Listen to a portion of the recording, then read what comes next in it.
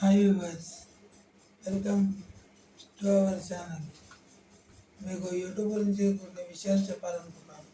యూట్యూబ్లో మన ఛానల్ ఎలా క్రియేట్ చేయాలి, ఎలాంటి కంటెంట్ చేయాలి, ఎలాంటి పోస్టులు పెట్టాలి, అన్ని విషయాలు మనకు పొందుపరిచి ఉన్నాయి. కాబట్టి యూట్యూబ్ చూడండి,